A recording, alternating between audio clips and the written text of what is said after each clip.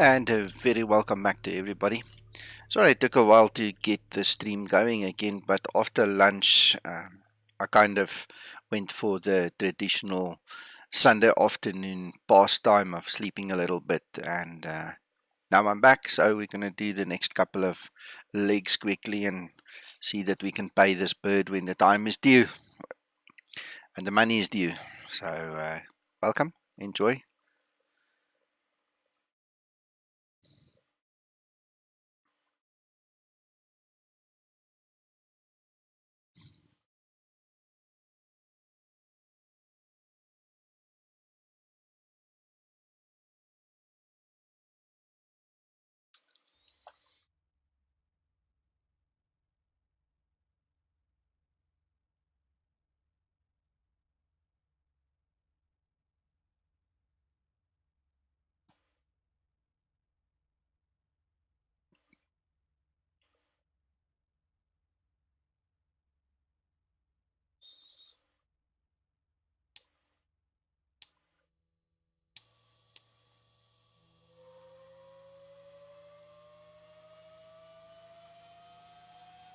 Hey, Fossil, good afternoon, welcome.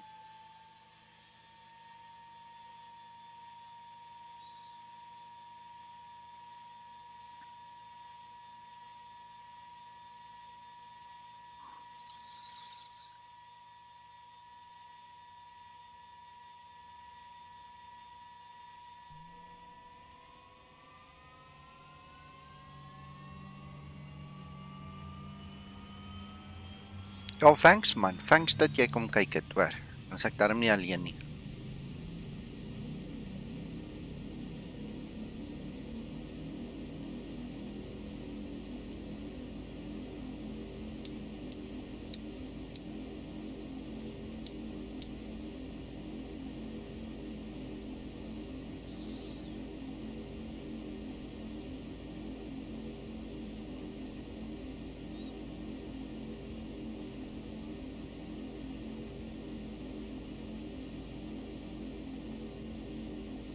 Sometimes. Hey, ora, dit gaan goed met my en met jou.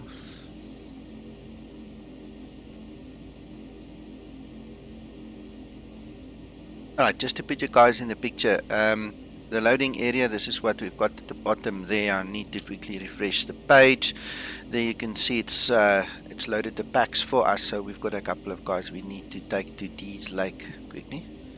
And then I've got quite a few assignments in the holding area, and hopefully that will sort out the bank for us. I would say we would have to fly until we get at least $55,000 in the bank today. Might not stream the whole thing, but that is my goal.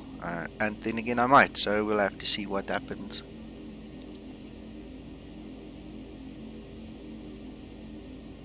Hello, David. How are you? Fossil. Yeah, I suppose that is a good time to be alone.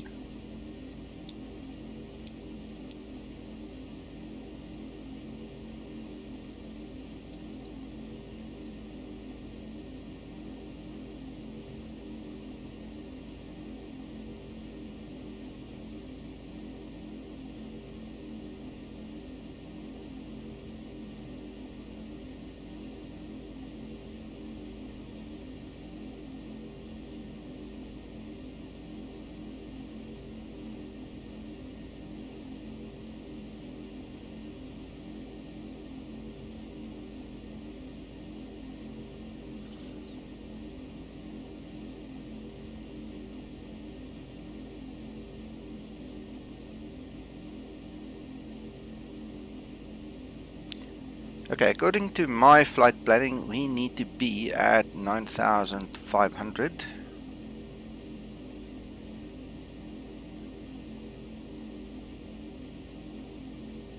That will be our cruising altitude. Let's quickly check the weather.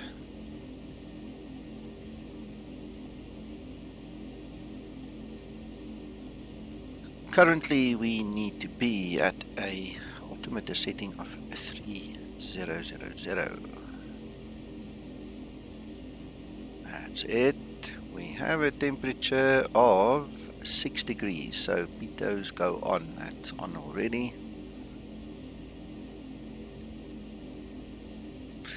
I don't mind fossil as long as you don't swear or use the Lord's name in vain. Then I'm okay. You can enjoy yourself and keep it above the belt. You know, those are the normal things.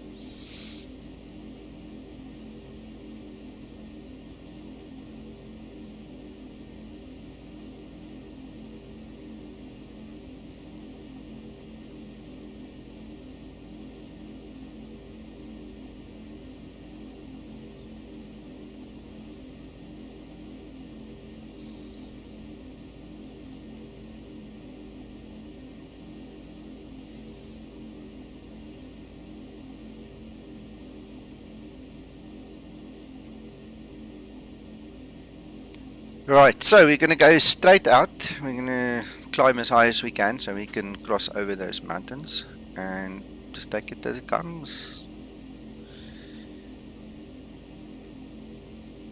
Right, this lovely lady said she wants to fly with again, so she's paying her dues.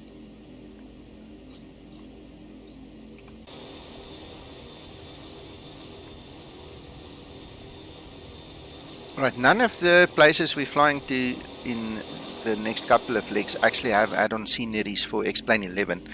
So there's no point in loading X-Plane 9 and X-Plane 10 stuff. I just skip them. So there's no link to sceneries apart from the one we are at here. So apologies for that, but that's an X-Plane thing I don't have control over. We're just going to use whatever is part of the gateway that's part of X-Plane by default.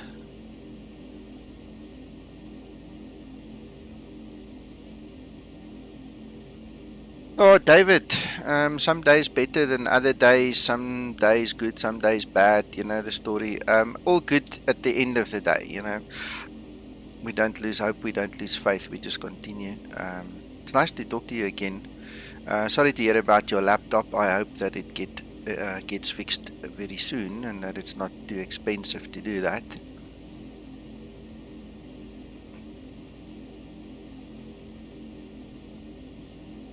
Alright, I think that takes care of everything for us. Let's put some more fuel into this little engine and let it go. Let it warm up a little bit for us.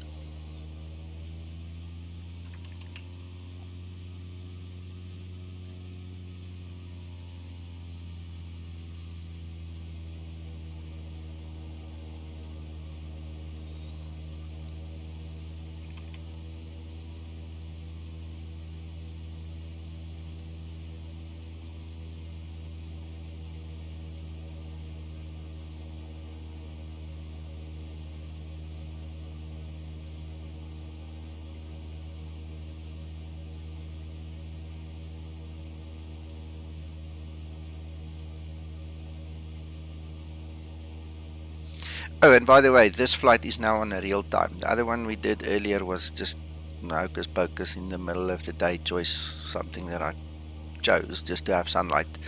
But this is real time. I did not check what the real time is. I think it's almost about 7 a.m. there. Let's have a look, see if I can pick up quickly. Yeah, it's probably just past 7 a.m. 5 minutes past or something.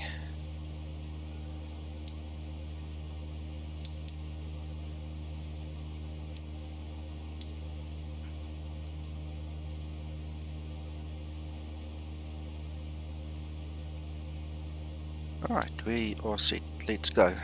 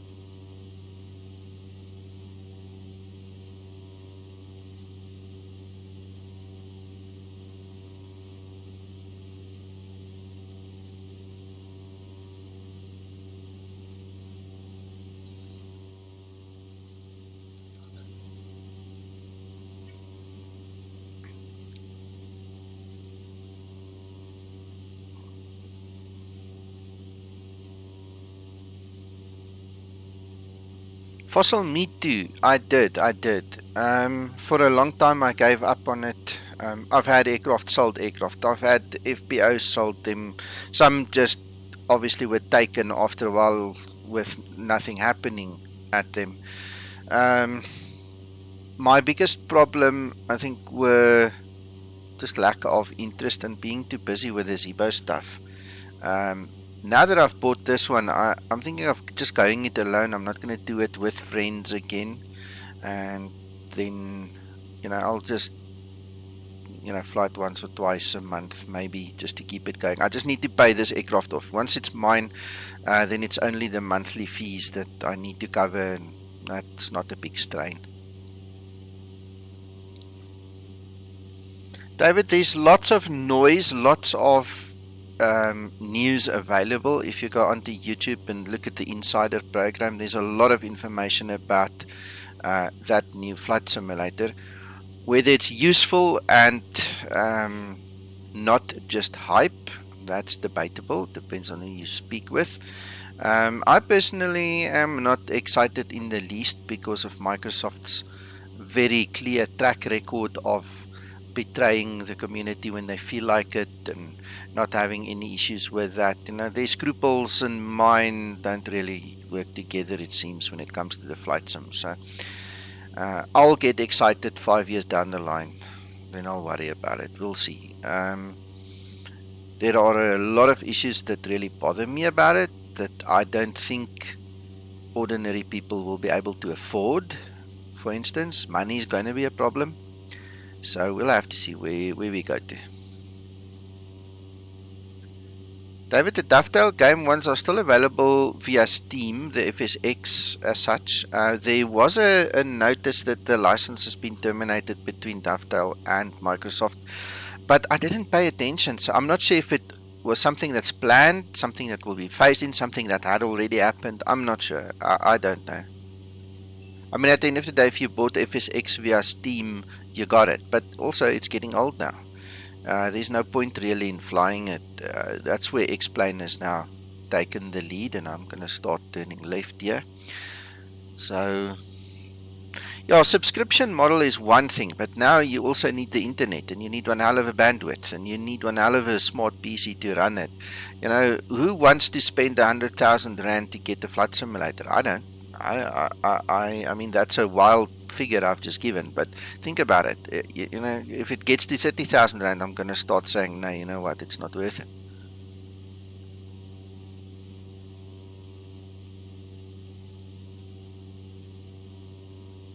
At this point in time, I want to tell you something. I've got both P3D and X-Plane. I still fly P3D, and I know Fossil here goes yuck every time I say that, but it's got its place.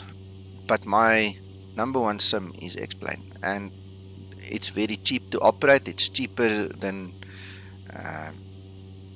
well, now I'm lying. It's the same price to buy outright, but it's cheaper to maintain, and it's cheaper to get looking more spectacular than P3D is. X-Plane is by far the leader for that. You see, yuck.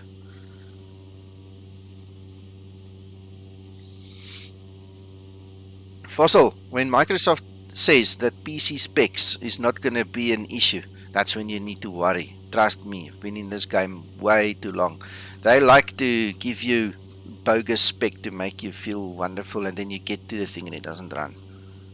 Who wants to suffer every time you run something? I don't. So minimum specs, also one of those things. Got to be careful of.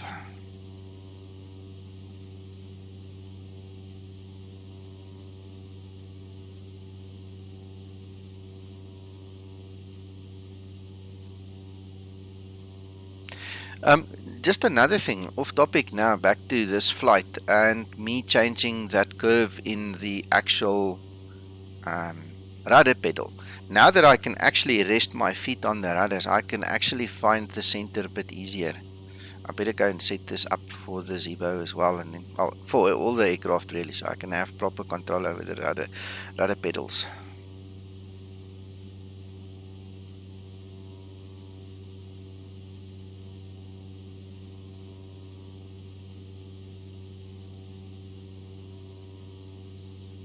Fossil, but that's the thing. It's not just going to run on Xbox. A lot of people make the mistake. I'm pretty sure you've seen it's going to be for PC as well.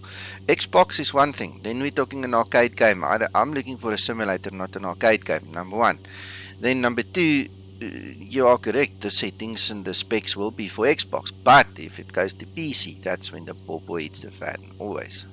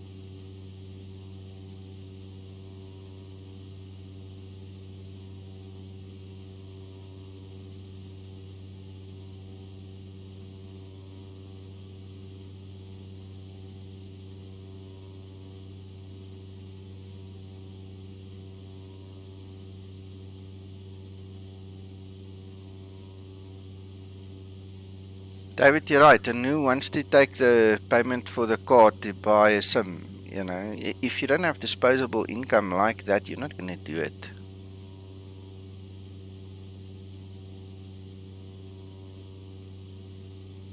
This to me, let me put it in another term. This to me sounds like Windows 8.1 or Windows 8. They come with this big saucy story and how it's going to run and look and all, and then it gets to the public and the public goes, bleh.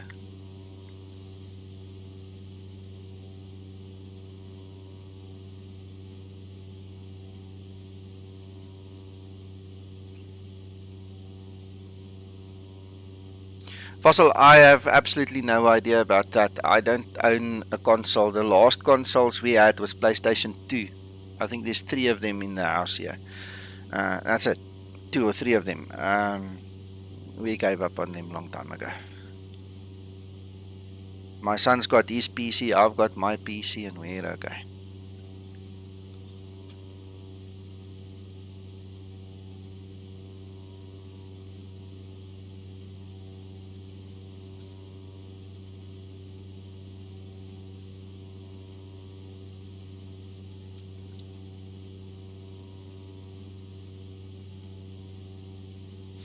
Yeah, Fossil, you probably know much more about it than me. I'm not familiar with consoles and console games.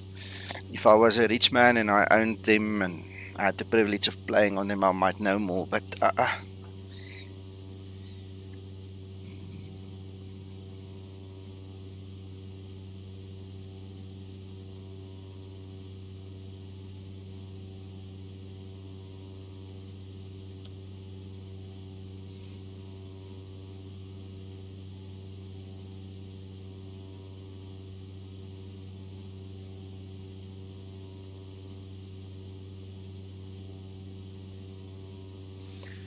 that's fine. I'm going to be here a while, so enjoy. We'll see you later.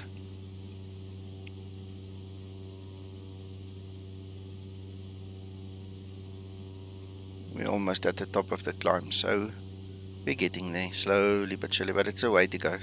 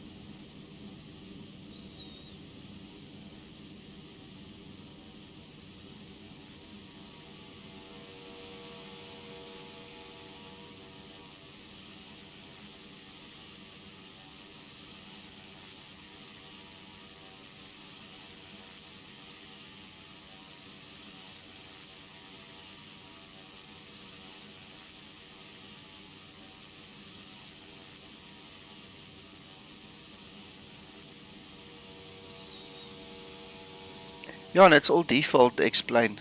No modifications here now. No, authors does not work nicely in this area, Fossil.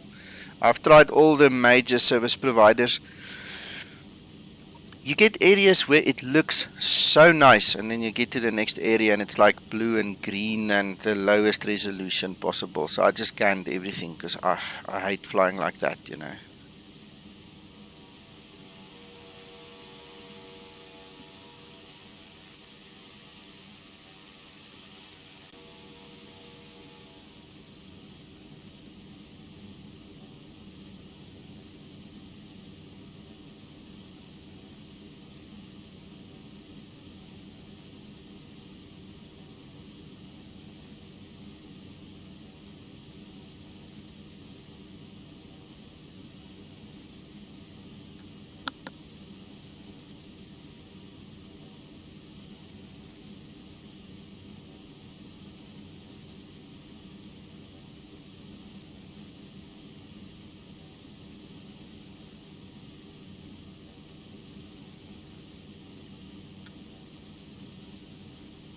Now I still have my authors for South Africa. I used Arc GIS with a little bit of Bing in the Karoo, and it's okay.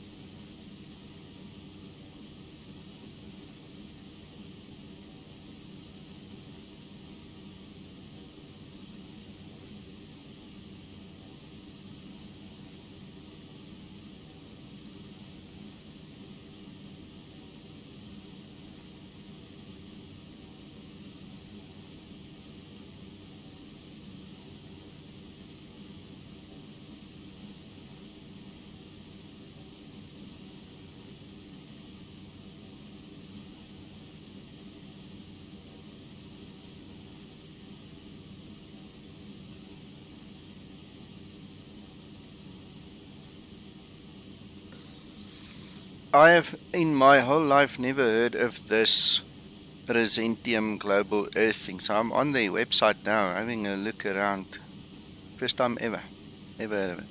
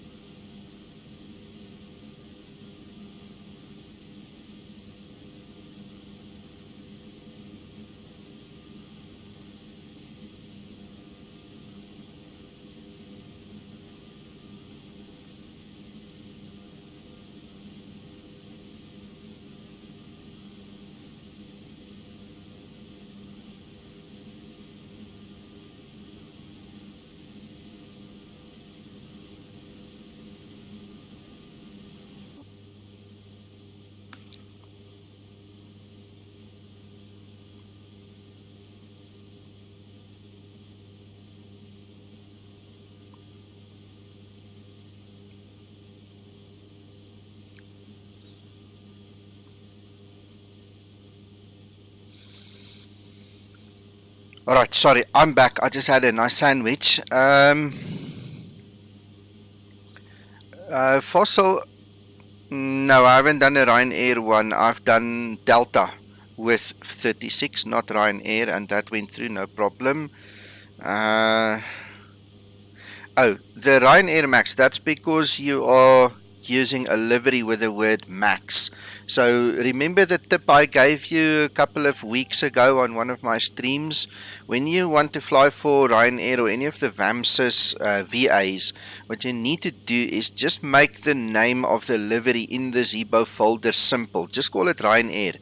Remove any prefixes or stuff behind the word Ryanair. Just have a folder, call it Ryanair, put the livery you want in there, and then it shouldn't mind. Because if you use any of the max words or anything that's unacceptable to them, it's going to flag it and kick it out. Yeah, they're probably going to kick it out. They did the same to me, just because of a livery. So, nothing you can do about that.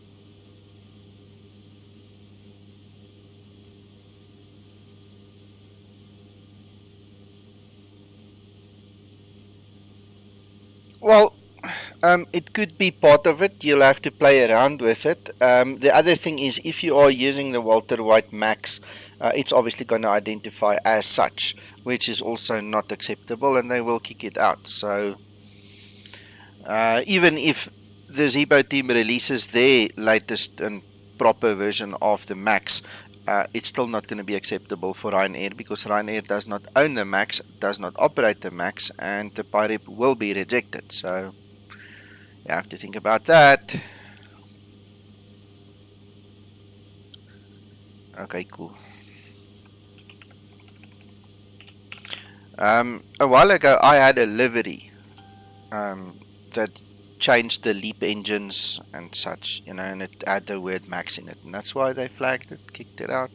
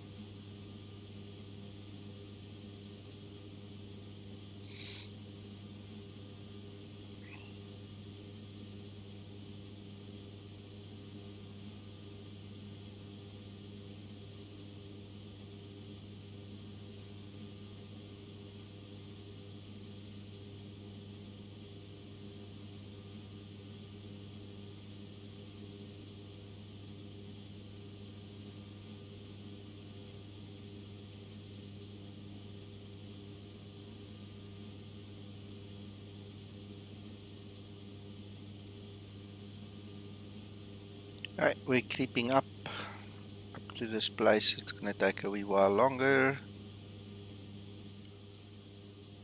I would hate to lose an engine in this area. As beautiful as it is, you don't want to get stuck here, I promise you that.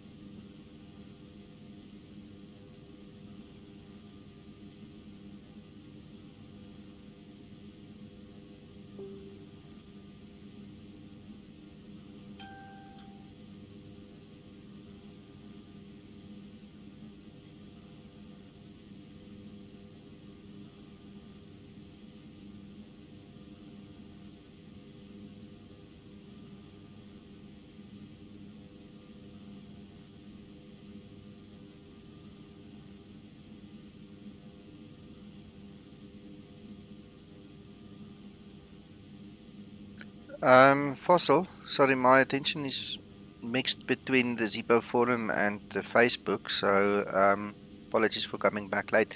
I'm not sure. Look, what has changed? Obviously, there's a dynamic. If you know programming, you know people change codes. They look for things. Now that the attention has been placed upon the Max, I can only presume that Ryanair or VAMSIS has gone and actually put a flag into the program, which might not have been there. So I don't know. Couldn't be anything. It's in the ACF file, but where exactly, I don't know. I don't play with the ACF file. And if you change the Zebo ACF file, it's not going to work anyway.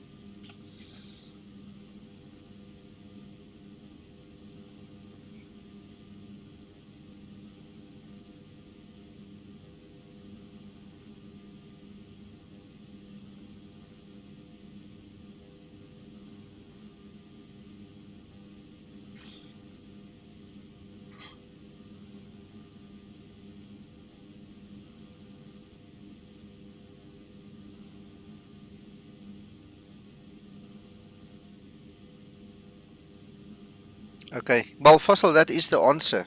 The one and only time I had it, that was my answer as well. And the moment they see something that they don't support, because look, the whole idea behind using a VA is to simulate the actual airline. If they don't have maxes in service, you can't use a max because it's not how it's done. So just be careful with that. The person that this disallowed my PIREP the last time came back and he said to me, oh well, he didn't know it was just a livery. He thought I was really flying the max because everybody knows I'm involved with the Zebo stuff. So and even though he admitted his lack of knowledge, he still didn't want to accept it. He said to me, no, I should know better. So that's the story.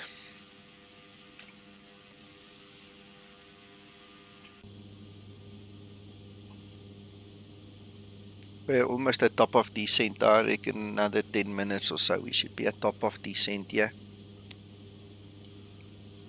Man, everybody's going crazy about this download quota. The demand for Zebo is excessive, and people just don't understand how the download quota works and how to bypass it.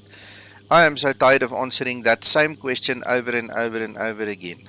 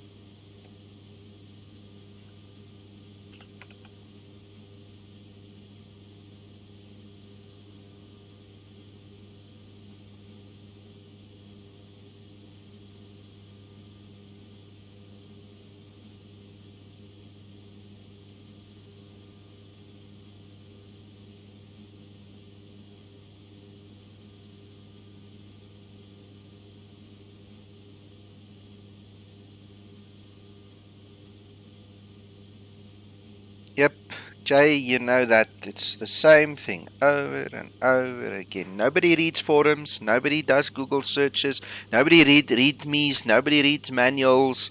Everybody wants to hear their own voice, they want to feel important, they want to get their own answer, never mind how many times it's been repeated. That's the nature of the beast, unfortunately, that we're dealing with right now.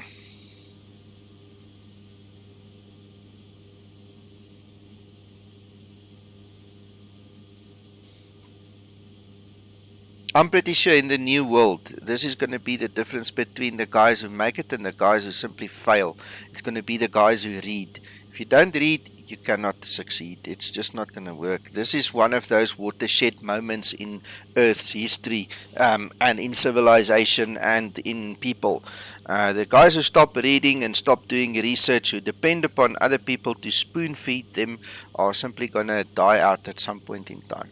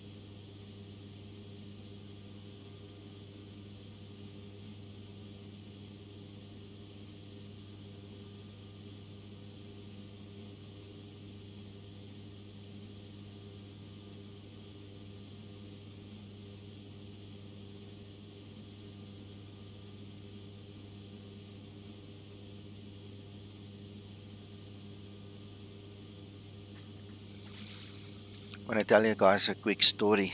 Last night we had two different guys, who complained, in essence, that the Zebo is getting too realistic. They want it dumbed down so they can continue enjoying it. Because right now, their perception is that the Zebo is just for real pilots and not for simmers anymore.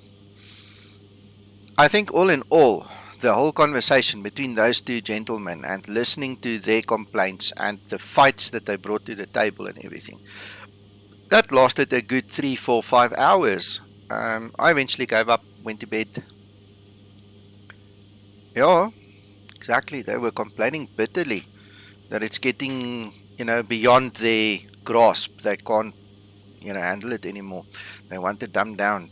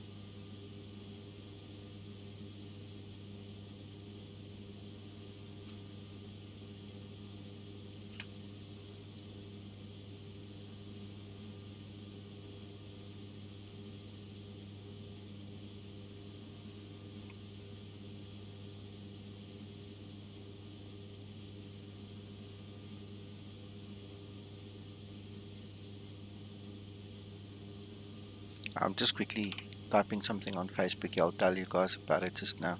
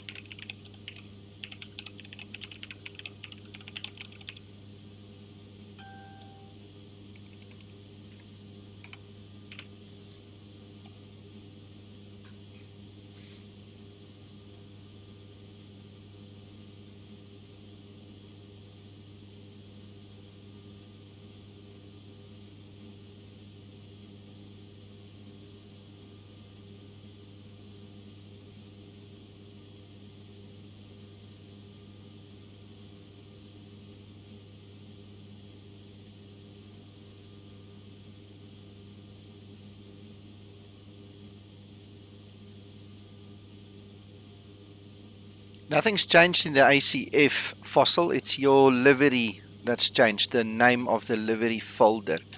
That is the big change that I have gathered that the guys are looking at. So your ACF will still say B737-800X, but the folder name used in the livery, that is then appended on the back, and that's where the pawpaw hits the fan.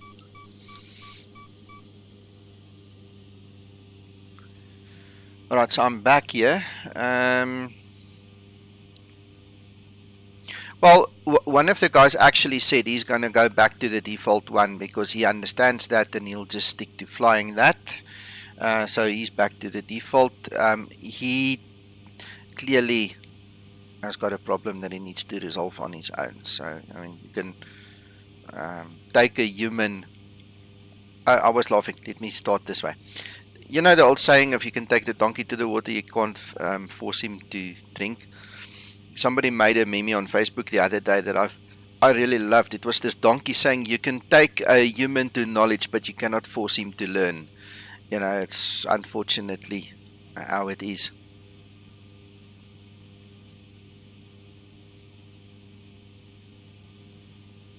Fossil, yeah, I don't really use it for personal reasons. The only reason I really use um, Facebook is for Zebo, you know, and the flight simming stuff. I don't use Facebook as anything else in that. And then obviously, I'm forever the voyeur. I sit and I watch and see what all the other idiots are doing, and then I laugh my ass off without saying anything, you know. And then we just keep it civil. I don't go and start fights and get involved with big discussions, especially politics and religion and crap like that. That inevitably just causes a mess. So for me, Facebook is just it's a means to an end, just a tool.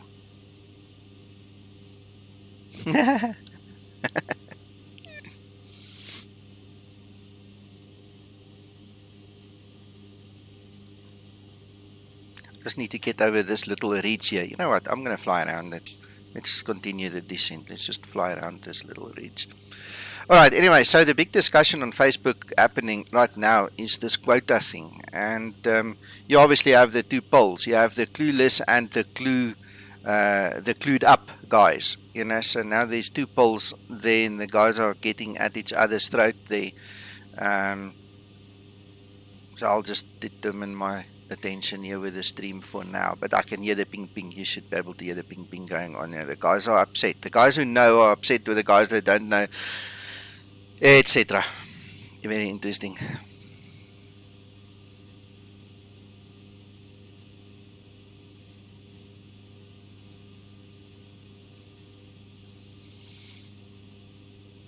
Alright, so what do we have for a METAR of sorts here at this place? Dees Lake. 070 at 7 knots. Okay. Right, so it's a good thing we turned this way.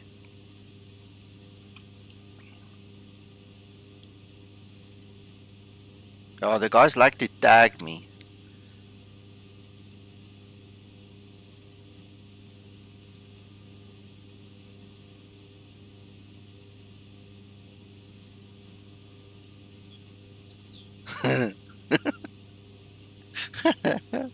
Mr. Perfect. Oh, people are starting to call each other's names. And now the one moderator isn't on that group. He's gone on holiday, and the poor old Jose will have to cover everything.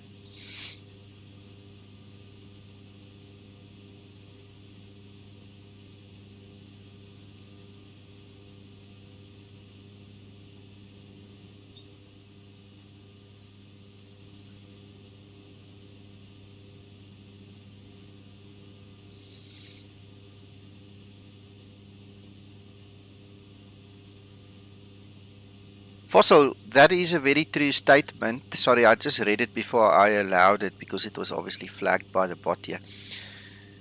When I wrote the Zippo install guide, I took it easy and it's evolved over many months.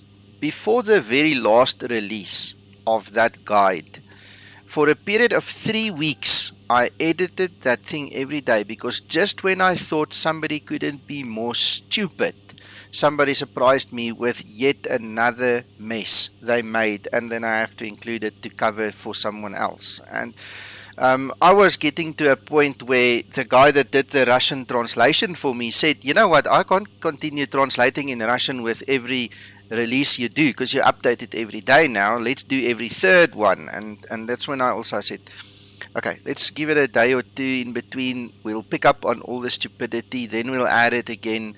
And I constantly have to battle with it because my perception is black and white. It's easy. It's yay or nay, truth or not, and the guys go and they bend the information to such an extent where you can only grasp for air and cry sometimes. It's amazing just when you think you've now covered everything, somebody comes and blows your mind again.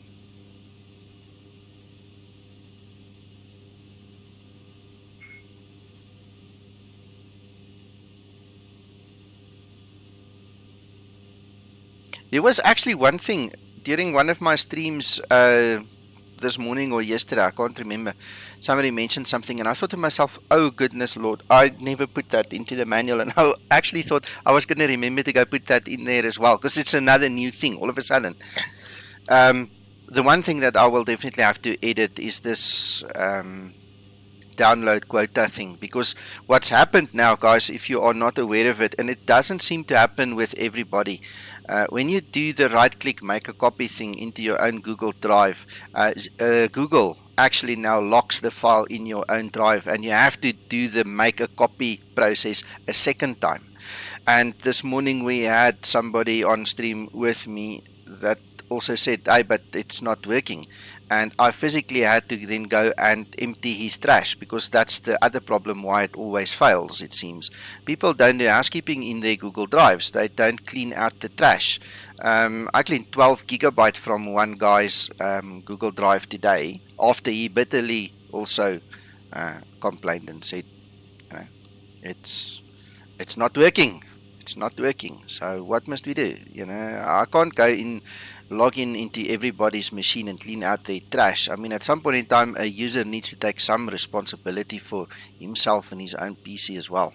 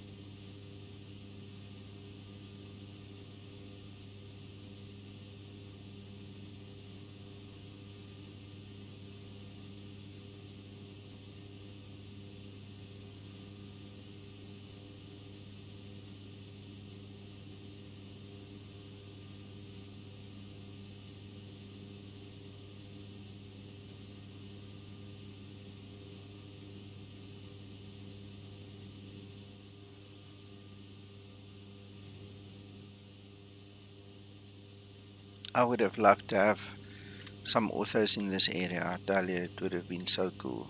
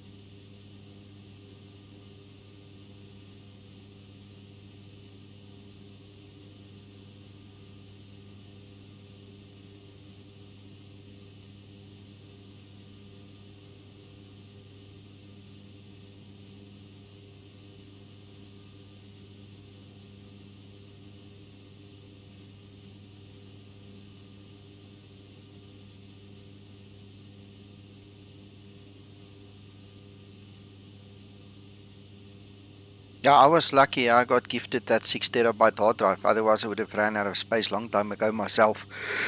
But Uncle John blessed me with a 6 terabyte, which I'm forever grateful, and that really helps. The problem in this area, however, Fossil, is the service providers, Google, Bing, Arc, doesn't matter who you name, in this area is shockingly bad. You get like in a valley, it will be perfect, and on top of the little mountain, it would be like the worst resolution ever, and it will be yellow or green. It will just be like a color, with very little detail, and I can't fly like that. So instead of having patches of absolute pristine ortho and then rubbish in between, I just decided in this area I'll rather go without it.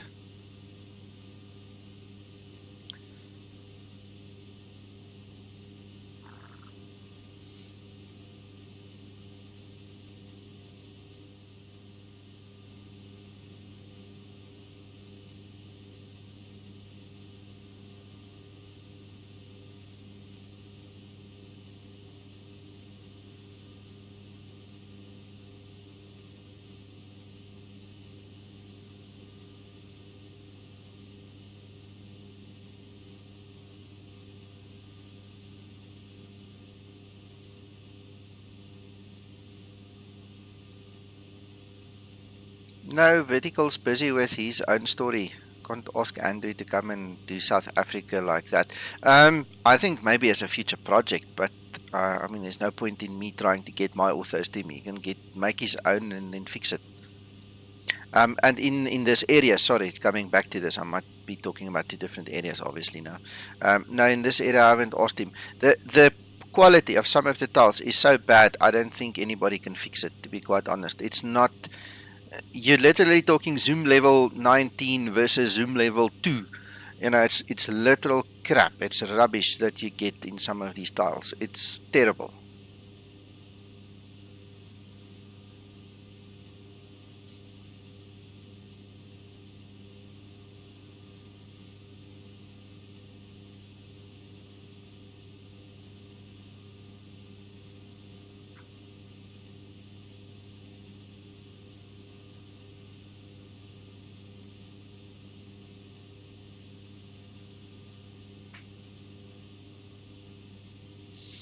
David, two reasons. Number one, it's weekend. So from the beginning, I said that I would stream on YouTube over the weekends, and Twitch during the week.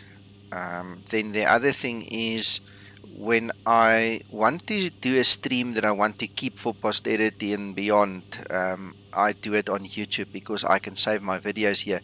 On Twitch, you cannot save your videos.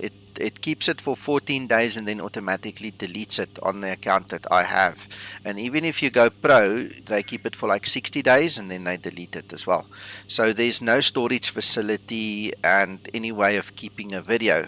What I have tried is to do the stream on Twitch, then export it to YouTube. It works, but it's also a process that takes a couple of hours, to complete and all, and it's not ideal. So Twitch in the week, YouTube on the weekend, and then anything else that I want to really keep, I'll do on YouTube.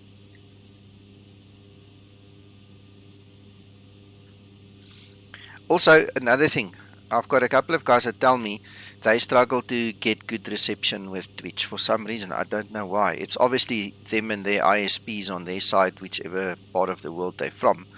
Um, but for some reason, the throughput on YouTube is just also much better quality.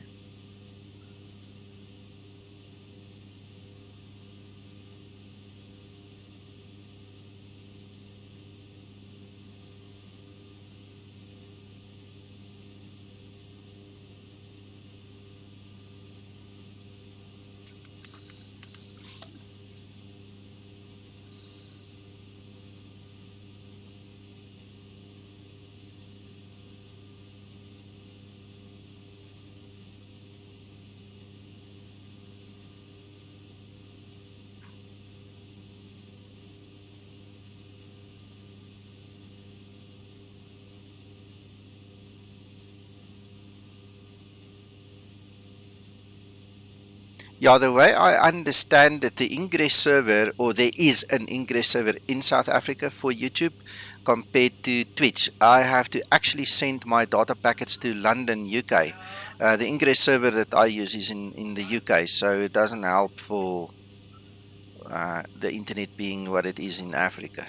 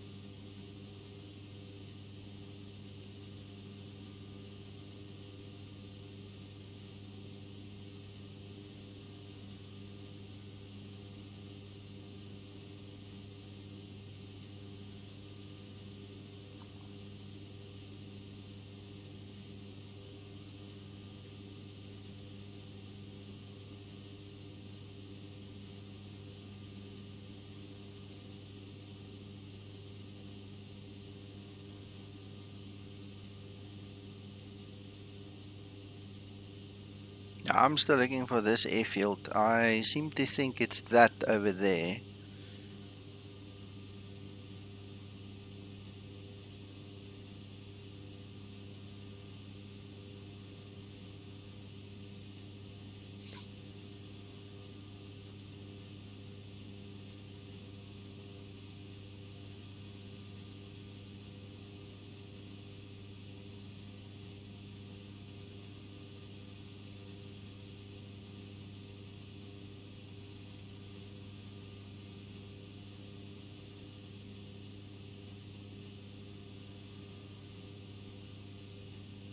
You see, I've got the same attitude. It may or it may not be. Reminds me of this American Airlines captain one day. The video is on YouTube. I think it was American Airlines. Doesn't matter. It's irrelevant. They were flying over Lubbock, Texas, and he came on the PA system and he said, "Guys, if you look out the left window, you will see Lubbock, Texas." And he paused for a second and he said, "And for those of you who are familiar with the area, I think it's Lubbock, Texas."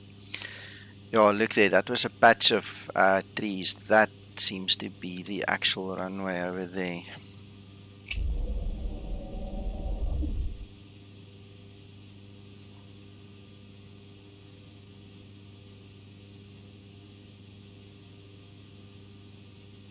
This is where Uncle John jumped out the other day and he took a leak there with the bears watching him somewhere there, and the squirrels throwing him with nuts. Somewhere there where the trees are on the right hand side, I think he said he went. It was a funny stream we had. Yeah, yeah, good thing, Fossil. Yeah, a bit of a nose up.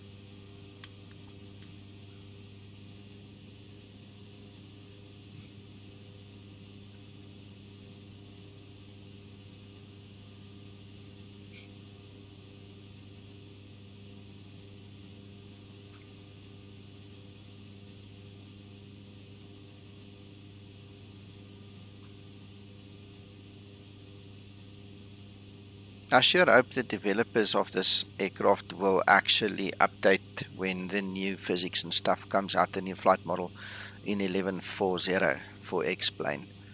Um, they're not big on updates, and I really think this thing needs an update already, so it will be good if they do it then.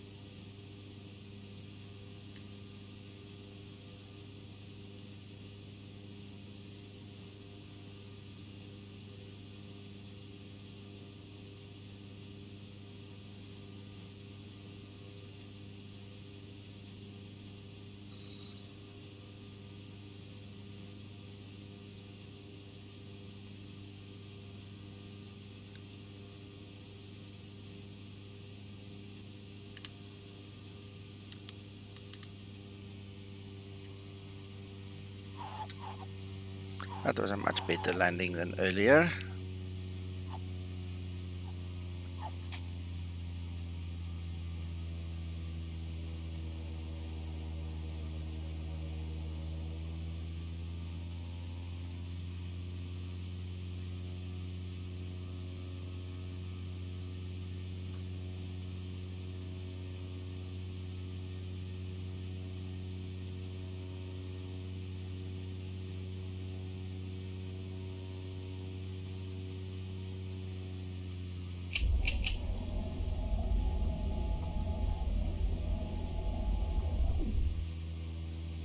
Right, so I'm not going to stop the stream. I'm literally going to pull in here, switch the engines off, run away, get some cold drink, something to drink, have with me here, and then I'm going to load up and go back.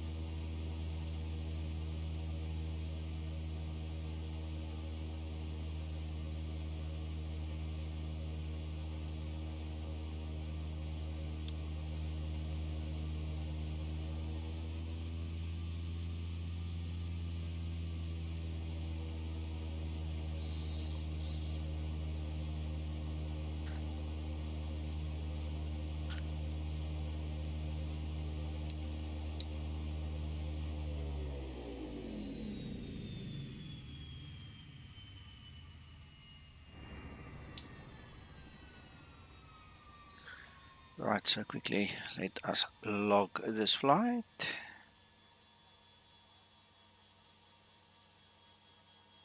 Okay.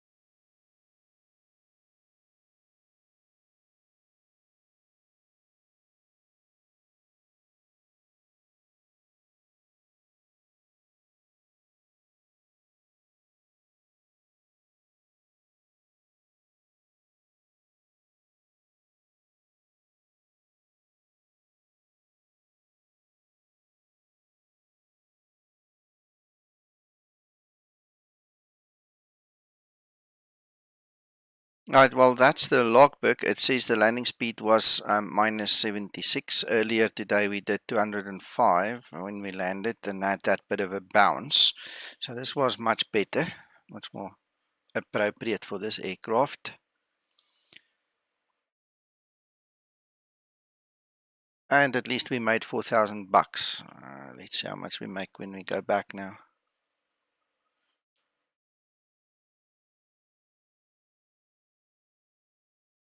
Right, so I'm gonna just quickly run away, 2 minutes, grab some cool drink, and then I'll be back, and then we'll do the flight planning and all the things together.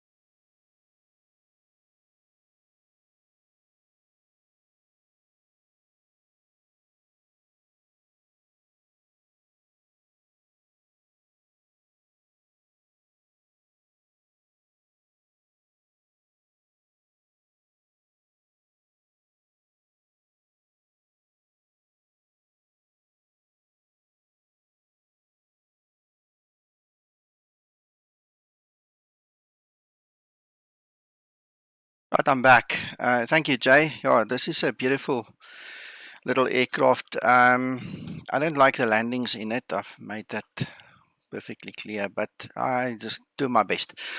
Um, I'm really hoping that they will give the flight model an upgrade with 1140 when all the new things come in and the prop wash and stuff like that becomes an issue. So, right. So, just to recap, we need to go to back to Papa Alpha Juliet November, which is Juneau. We've got 9 passengers there, no seats available.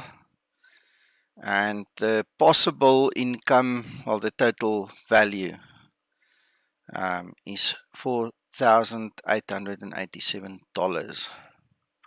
of which we'll get a cut. All right, in terms of the aircraft, we've got 30% fuel left. That's enough to get us back home.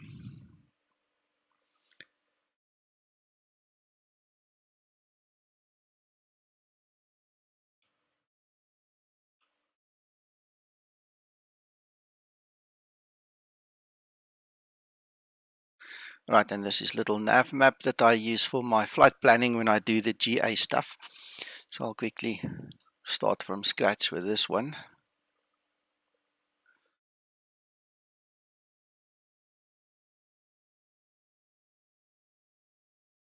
That will be the departure.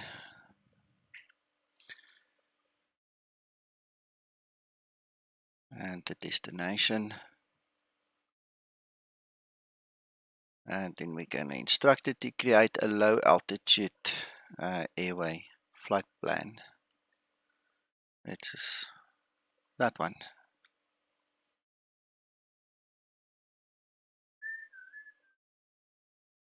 Then we're going to just export that to the flight sim.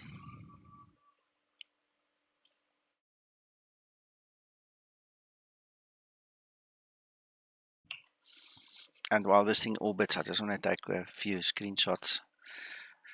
Then we'll get going. So let me remove the little nav map.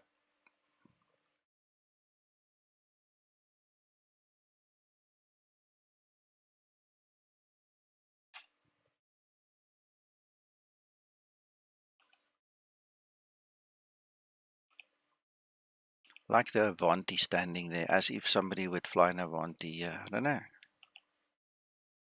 Doesn't seem really realistic, but anyway.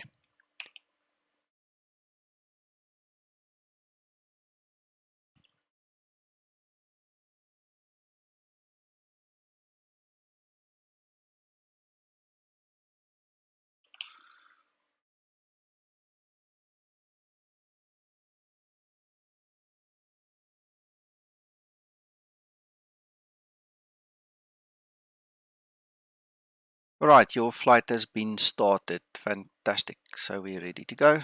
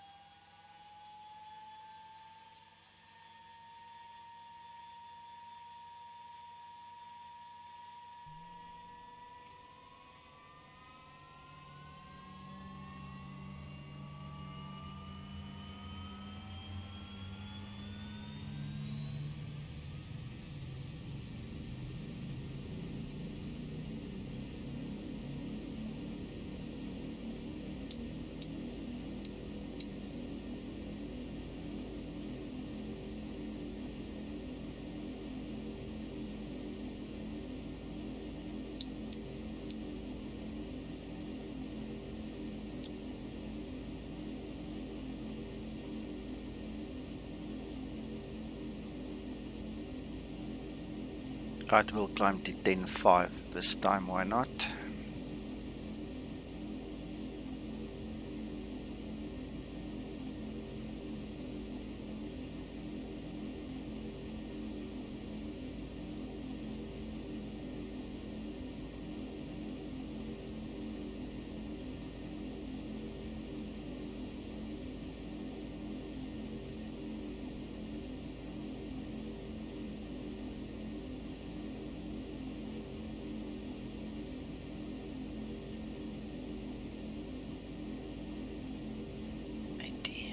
A bit harsh. A bit like that. Alright.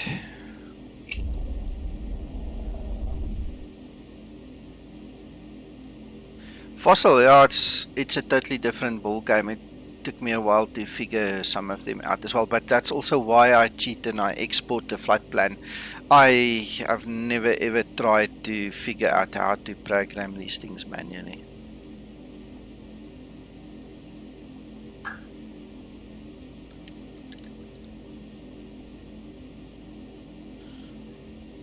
Oh, guess what happened there? The autopilot came on. Good, I saw the trim was running away. Yeah, me neither. I don't do a lot of GA flights. This is just a nice to have. Let's get everything going. We're just going to turn around, get on the runway and get going. Put more fuel.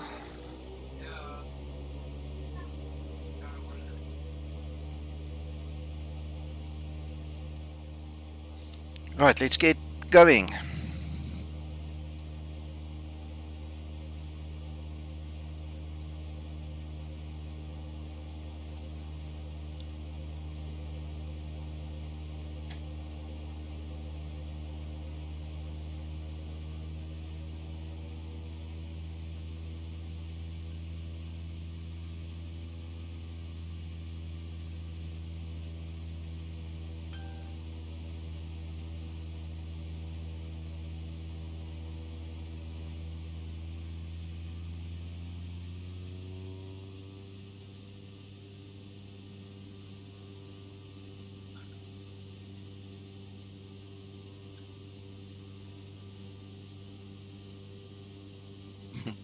Love the contours. Up and down on this runway.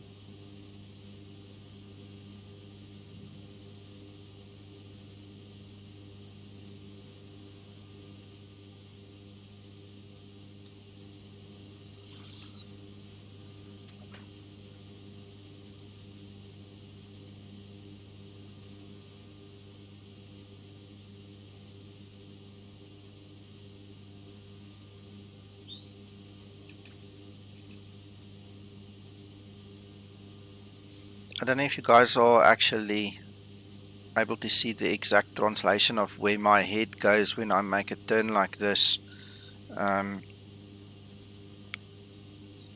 But that's all part of XP Realistic. I hope it's on. Let's have a look, see. In fact, it wasn't, because that's one of the signature things it does. Alright. Okay, I'll fix up the sound just now. But once you start turning like this, it kind of goes skew. So I thought it was on there for a moment.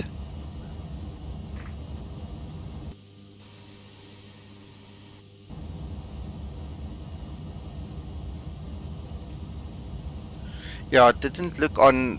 Initially, when I did the turn and I saw my head went skew, I thought it was, and that's why I actually then came to check it. So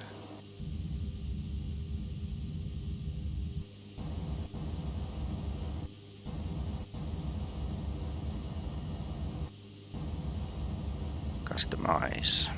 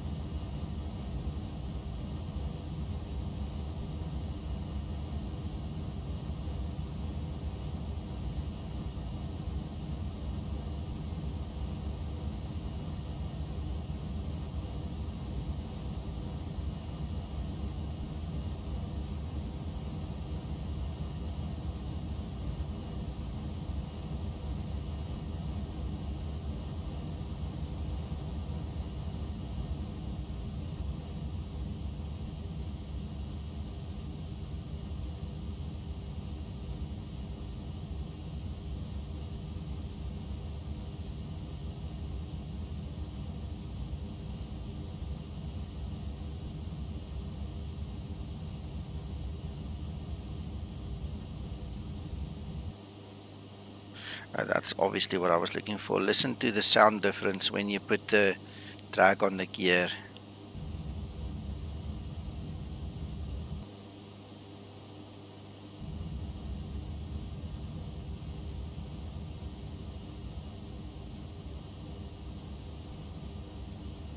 I don't mind having it there, but it can't be that loud.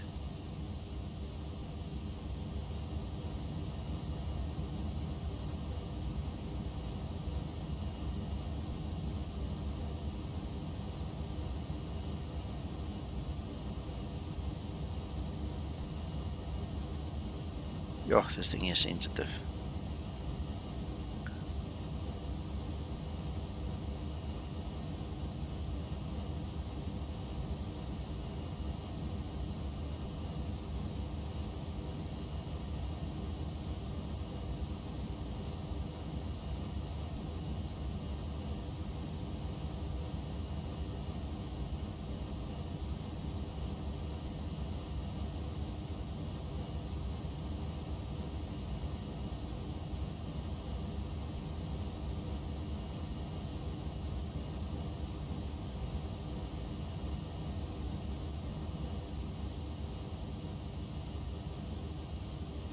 Alright, well, let's keep it as that for now.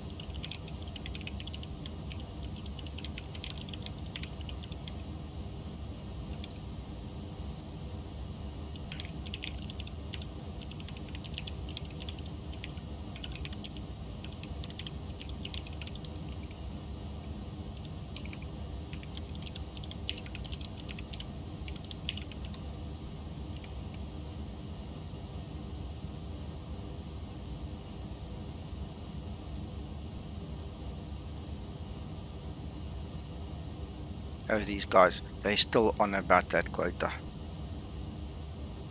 It's not funny anymore.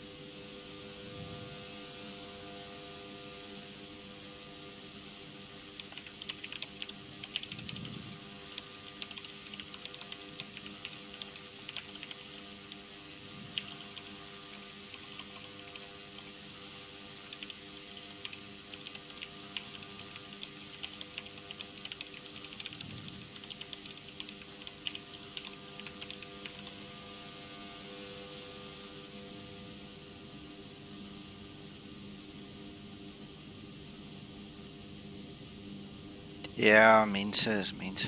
People are people.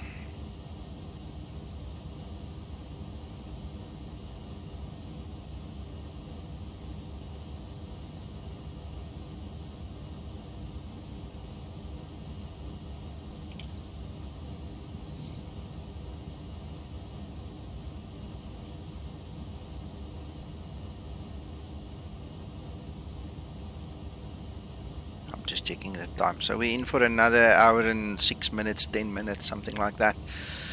Hope you guys are comfortable.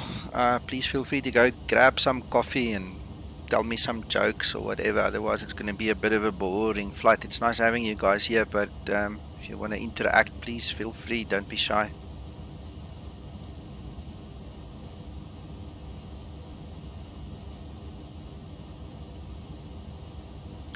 Fossil, no, it's a logbook for all of X-Plane.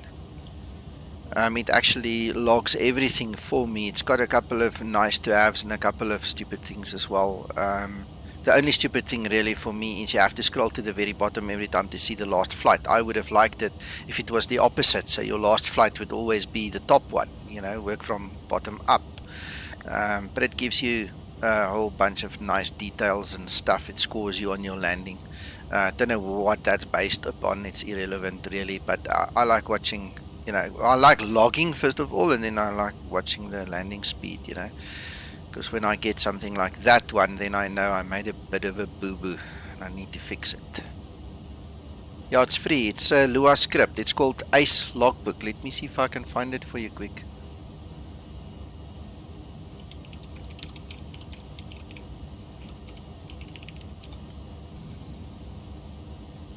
Yeah, I got it. I'll paste the link here quickly, then you guys can have a look at it.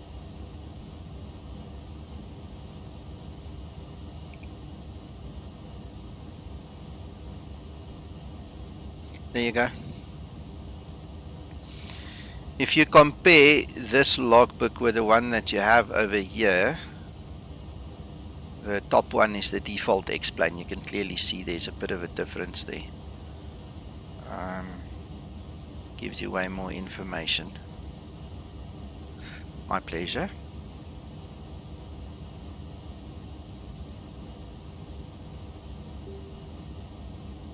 Also, what I have found is the X-Plane logbook will log a bunch of nonsense as well. This one only logs a proper flight. So if you do circuits, it will log it. If you do proper flights, it works. This other one, I don't know, sometimes it just logs things.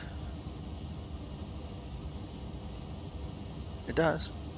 Yeah, file, open logbook, there you go. My big problem with logbooks, and this is from back FS9 days, is I forget to back up the default log. I have more than 10,000, probably 12,000 hours in the flight simulator already since FS9 way back in the day. And I can't prove it because every time I format and reload my machine, I go, oh, hell, damn it, shit, I forgot to back up the logbook. So I started looking for ways to actually save it. And the easiest way in X-Plane is the Ace logbook. And then in FSXP3D, I've literally given up because the stuff I used is no longer in development. So it's like, Now you're back to the default one. Now you just open Pray, you remember to back up the default one.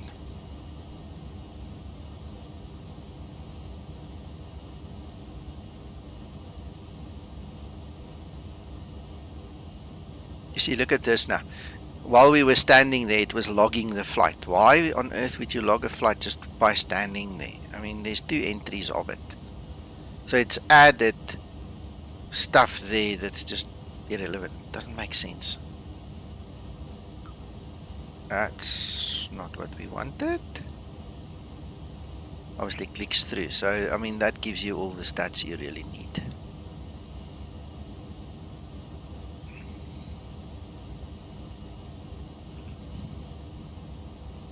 Are you okay, Dolly? I hope you are. I don't see any peanuts and raisins, but I think you'll survive till we land.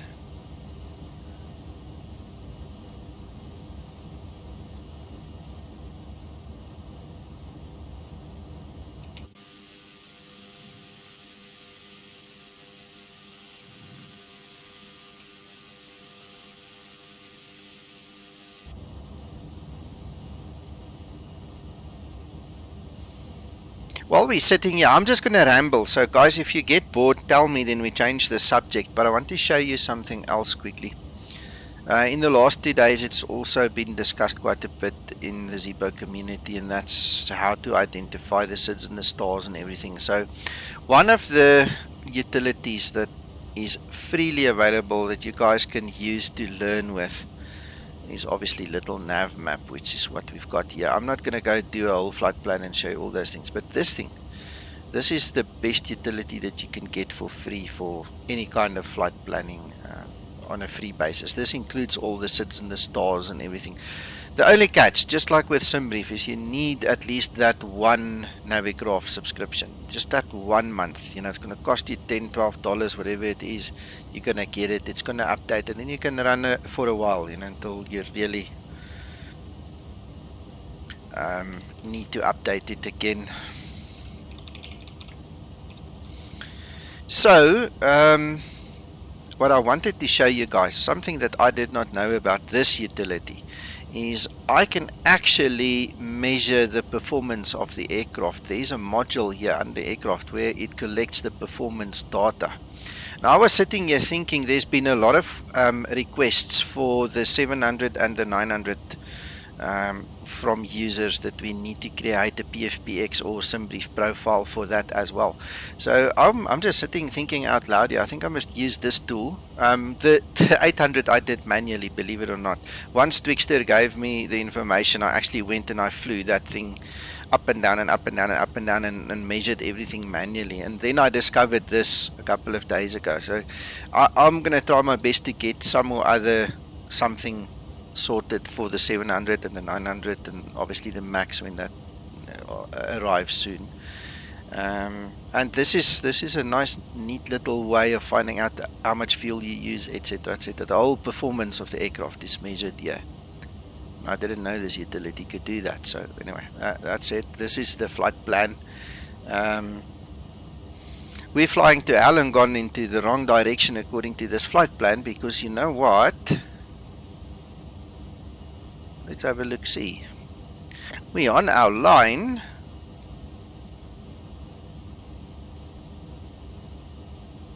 Okay, it needs to update now. Flight plan.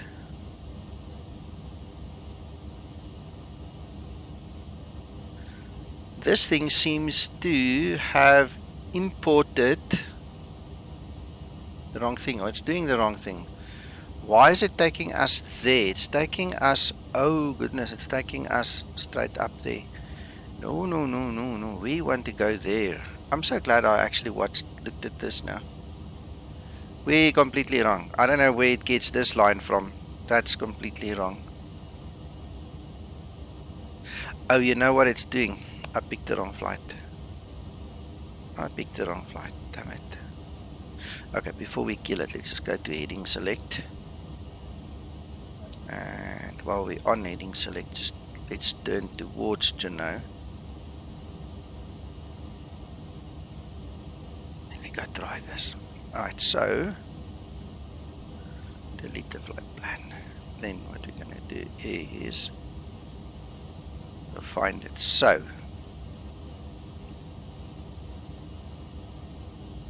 that's the one we wanted.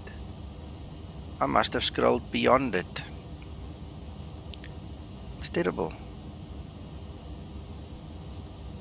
Right, so now what we really need to do is just go direct. That's how we do this.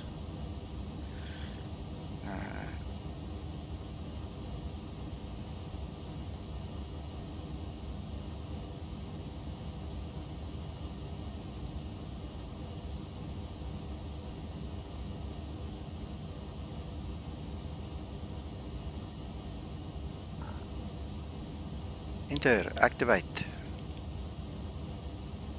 Nav. Good golly, Miss Molly. Almost made a mistake. So it wanted to fly back to the airport where we were at this morning and then go back there. A slip of the mouse wheel can create a big problem.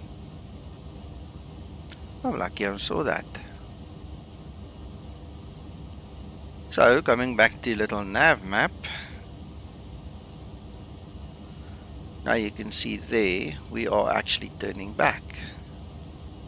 Guys, if you don't have little nav map, and if there's any reason why you could benefit from this, it's really a nice tool. I mean, I can just click on the airport and then it gives me all the relevant information I need: runways, comms, procedures, weather, nav aids, airspaces, whatever. It's all in there. The most important one obviously is the weather for me. Tells you your elevation. On this side obviously now it also tells us the actual current data from the aircraft, so it's quite cool. And then you obviously have your vertical profile where you can see the red line, that's your minimums, minimum safe altitude, and then you obviously just plan something a little bit higher than that.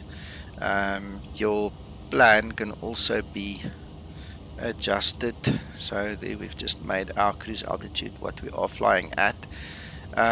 You can export this directly into Explain or any of the other simulators, and what's nice about this is when I fly in P3D, I've got the Flight 1 GTN 750 from Garmin, so this actually supports Garmin formats. There I can actually do a Garmin export with this little utility. So I make the flight plan as if it's in the sim, do an export, go to the GTN 750, pull it in, and it's there. Very nifty, very nice. Yeah, look, at some point in time you're going to have to, if you're really serious about flight simming and if you can afford it, go for Navigraph charts. Nothing beats that for what we do with the airliners. But if you are in a position where you need to start, you know, you're a newbie, you don't have the money, whatever, or you just, you know, not into buying stuff, little nav maps are an excellent way of doing things.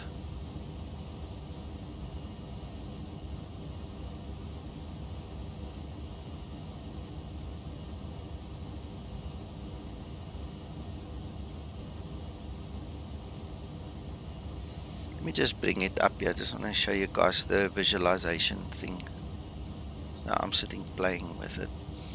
So if you look at the approaches that you can do, it is very nice. You select the approach, show approach. See, then you can actually see the different approaches. It gives you all the little waypoints in there. And as you click through them, you know, it shows you the different approaches. So one of the questions the guys asked last night was, how do you know which one to choose? It's easy when you've got a visual reference. That's the big trick. You need a visual reference. You need to understand. If you're coming from the north, you'll take that one. If you're coming from the south, you'll take that one, kind of, you know, and then it's up to you to decide which one specific you're going to take, because they've got different actual waypoints in them, so that helps a lot. So it's got the SIDS, it's got the stars, it's got the whole kit and caboodle. A very nice thing to have.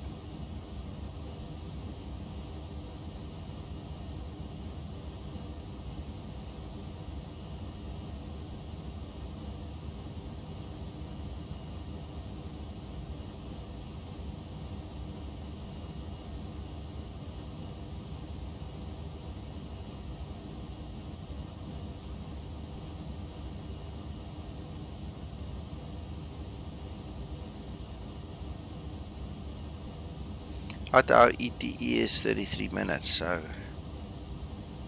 we might have won a bit of time there.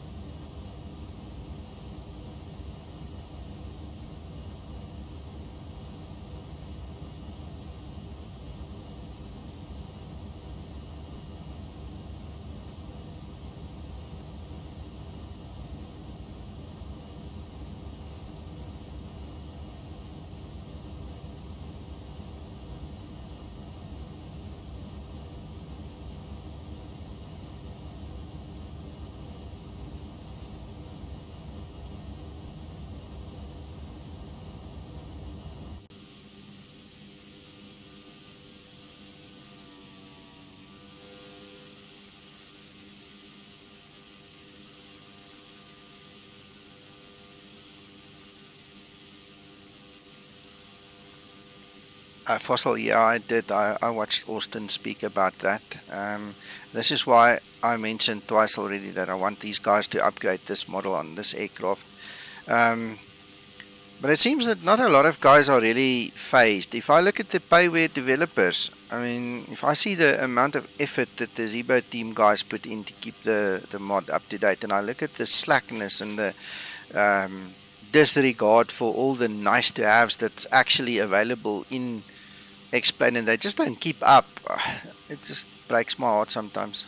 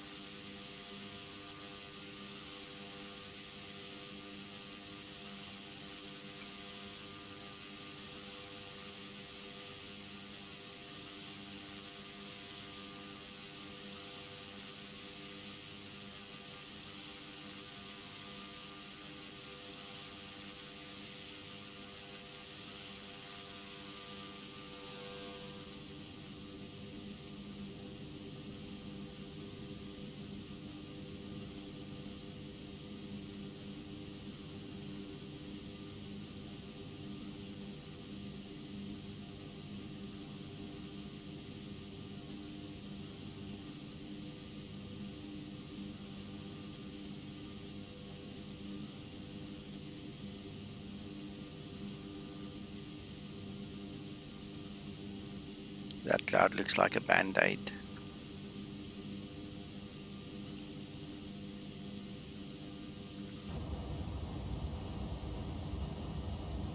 I don't know if you saw today's video. Austin brought out a video about the honeycomb yoke this morning. Harry. Yeah, it looks like it. Anyway, Austin brought out a video about the honeycomb yoke. Apparently, it's only supported from Explain 11.40 beta 2. It's not supported in the current explained stable. And that was a nice, interesting video that he had up there on YouTube talking about all the nice things about the yoke. He seems very impressed with it.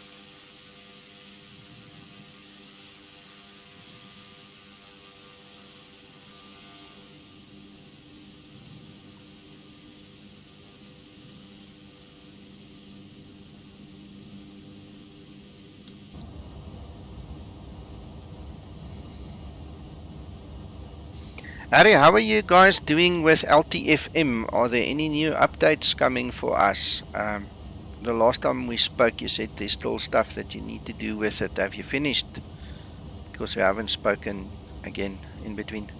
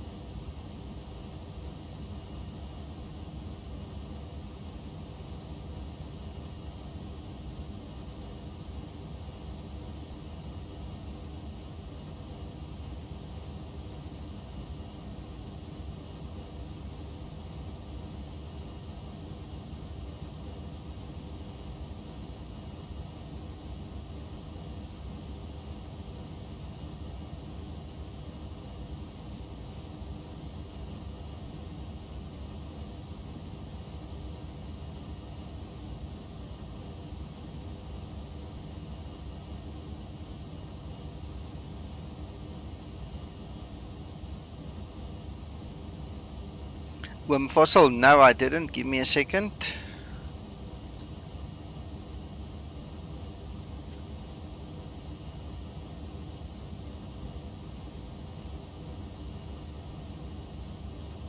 What do you mean? What do I usually use for the anti-skid? You go to page 2. So when you are on that page where you do your V-speeds, you go to page 2. You use your top right-hand button. I think you press it 3 times. You get to the anti-skid.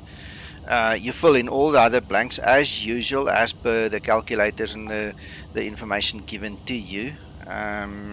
That's about it for the first half of that question.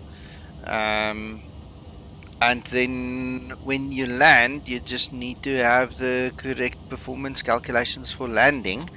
You obviously don't want to brake too harshly in wet weather, otherwise you're going to skid. So um, there you have to manage your energy a little bit different.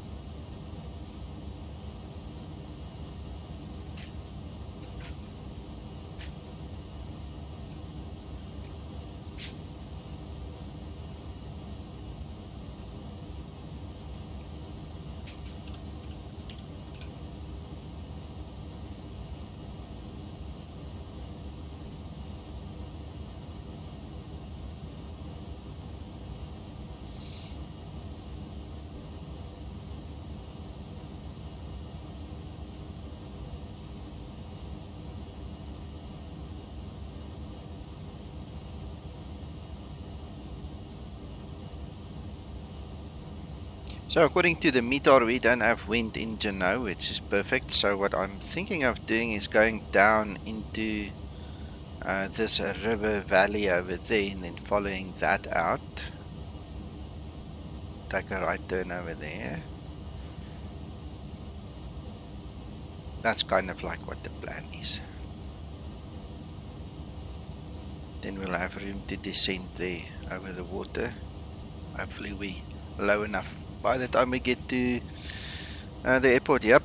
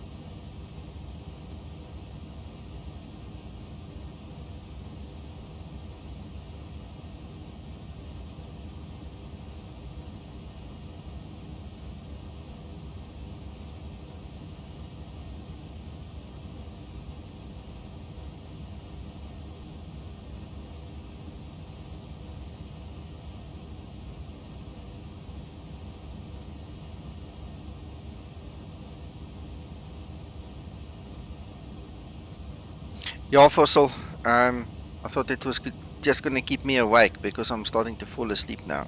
So I'm hand flying, and I'm talking to my son in between because he's asking me stuff to do for him as well. So and having the discussion. So my concentration is now split, but it keeps me awake. So we'll get there.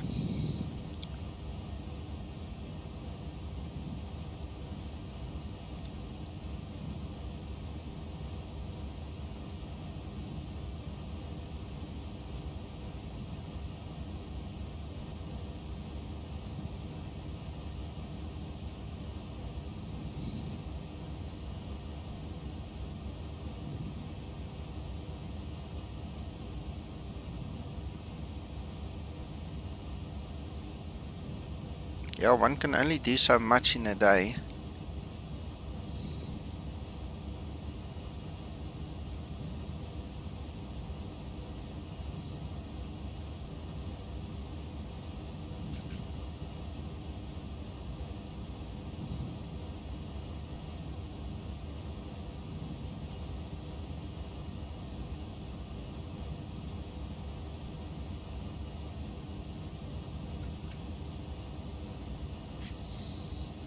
Harry, we are UTC plus 2, so it's South Africa. UTC plus 2, we are in line with Israel and Italy, as far as I know, if that helps, and Germany, I think.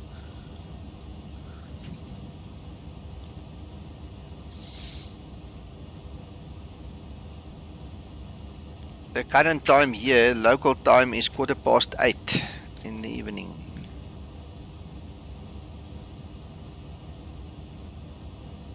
Yeah. Now this cloud cover is now going to provide a challenge.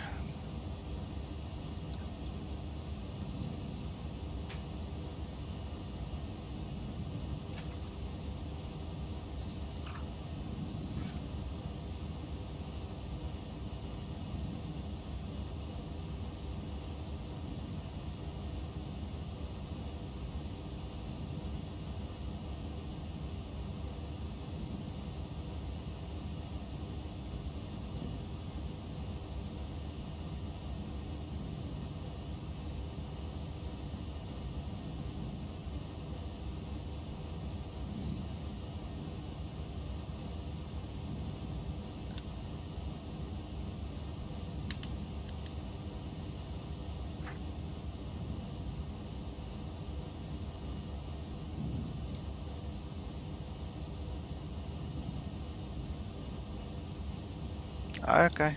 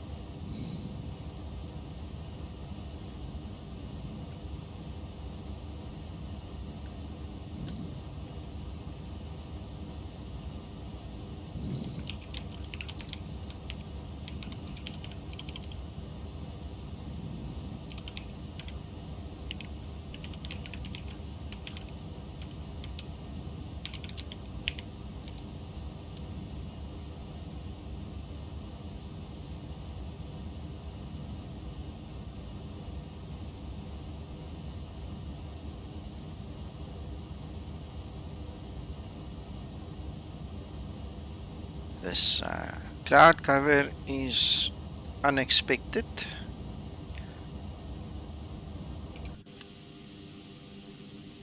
Now we'll have to be very careful.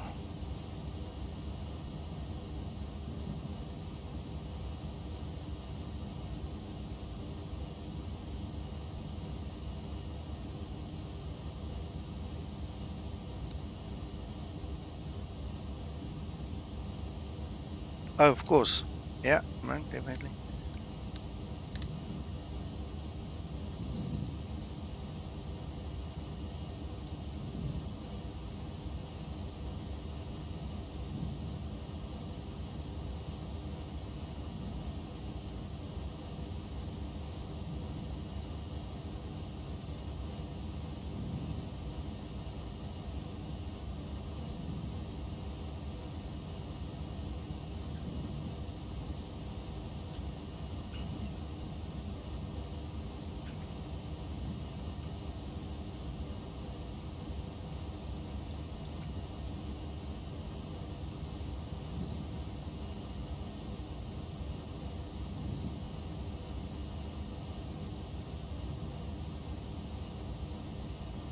I would have liked to be under these clouds. Whatever, we should take a chance. There's a bit of a gap right there on the left. Let's try and take that gap. Let's dive a bit. See if we can get below the clouds. It's going to be difficult to climb out again, but then you'll have some excitement in a silly stream again. So Let's dive.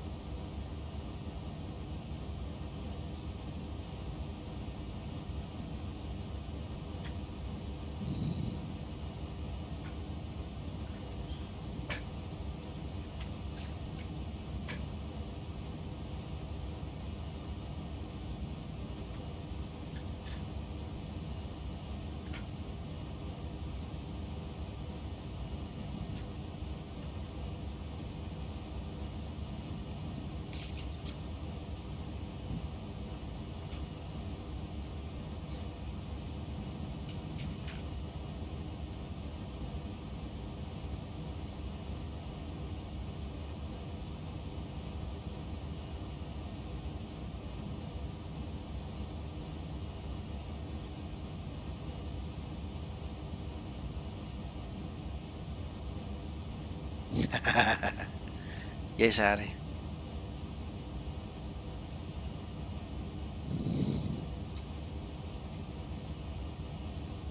Now the GPWS all of a sudden starts lighting up. Look here, getting all the yellow dots.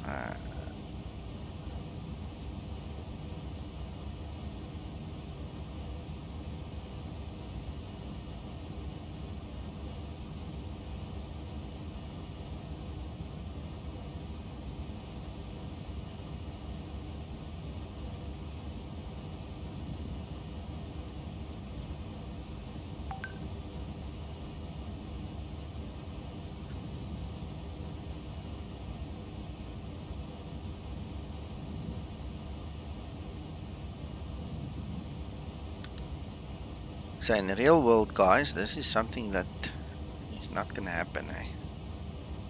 Not from my side, but seeing it's a simulator, why don't we just push the limits?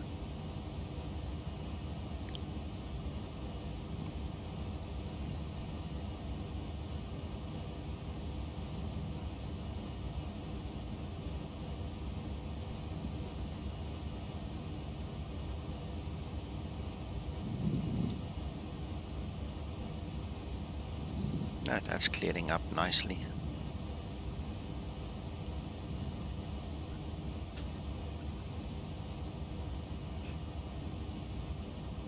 Very nicely done. She's okay. She's scared. She's not moving an inch. But I'm okay.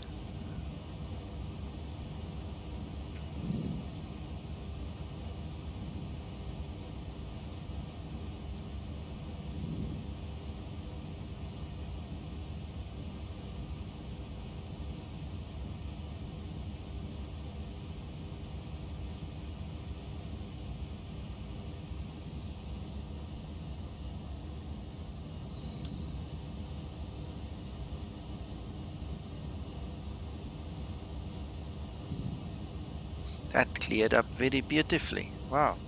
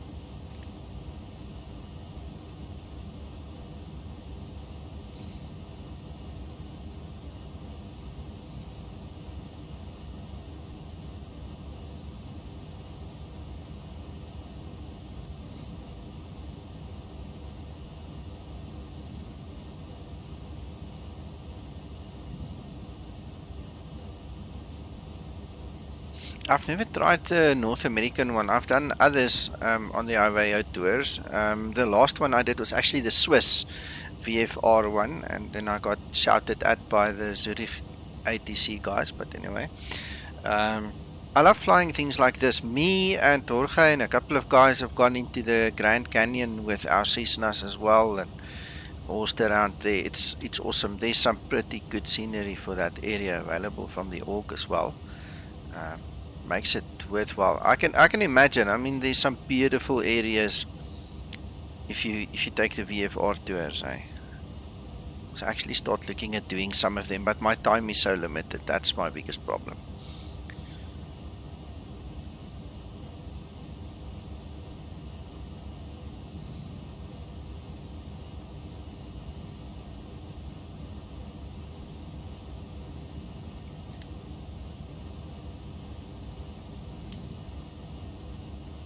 On that tour, did they actually bring you this high up onto the north? Did you come to Alaska as well?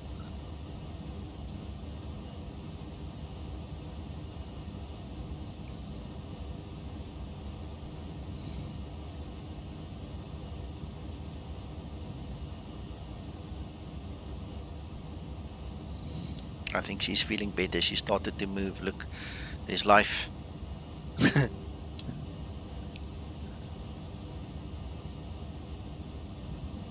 Hello, Aubrey.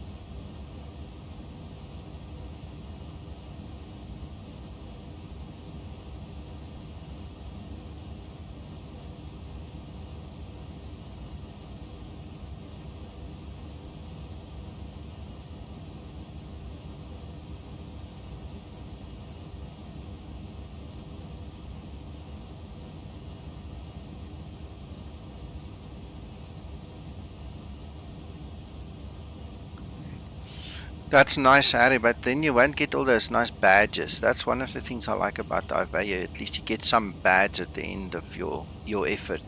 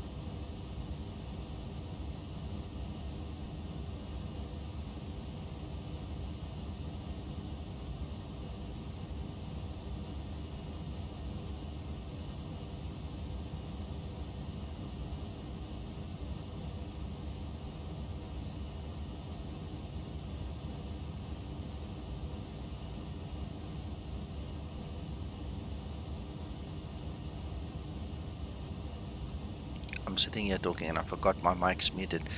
Harry, did you see that IVAP is going to be replaced? Did you see that Iveo is working on new ATC and pilot clients as well?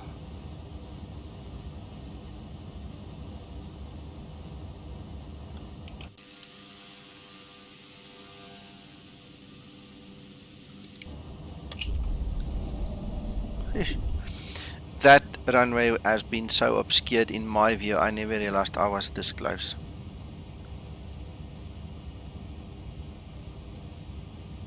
And there we have it already.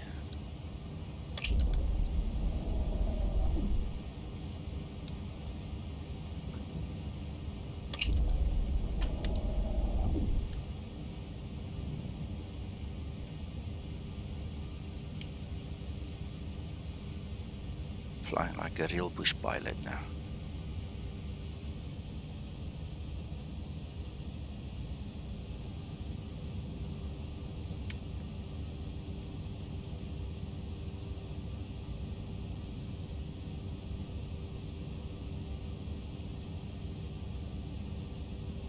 Now I'm literally a bit high.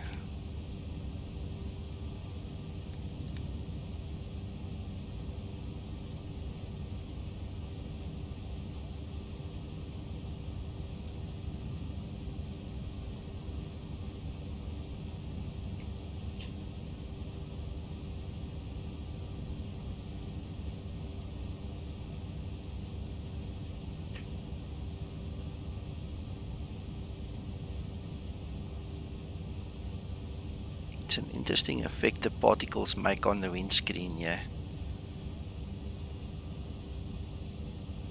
Looks like there's a lot of moisture in the air.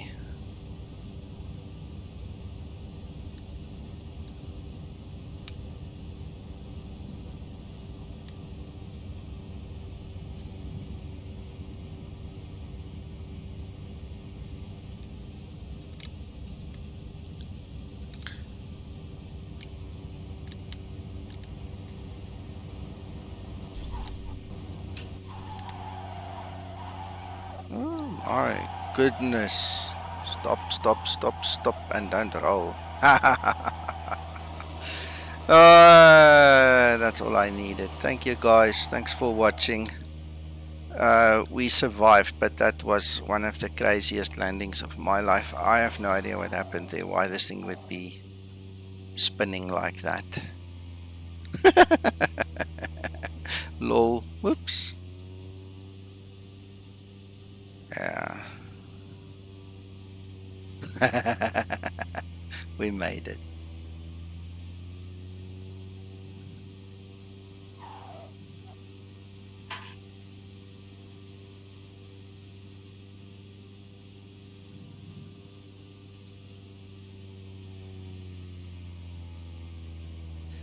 Right.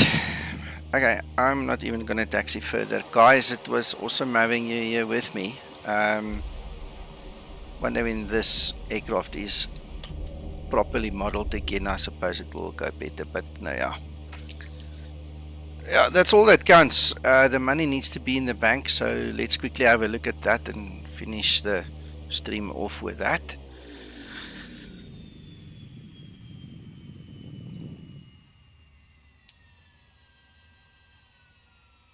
Flight is logged.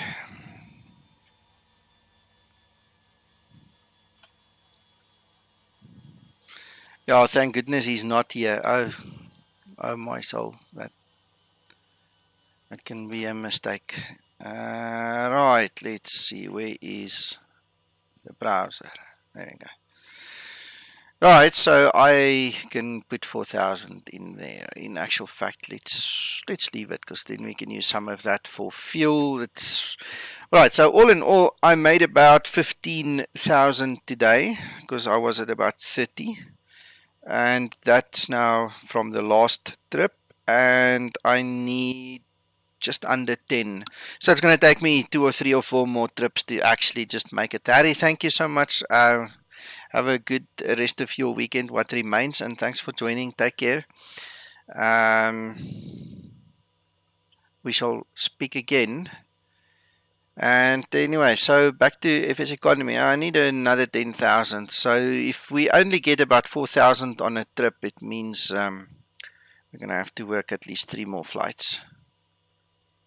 Okay, Fossil. Cheerio, guys. We'll talk soon again. Bye bye.